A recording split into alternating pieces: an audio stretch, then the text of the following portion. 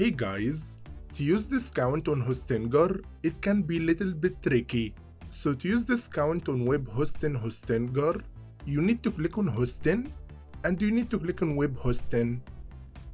After that, we need to get offer here. It will show you 3 plan.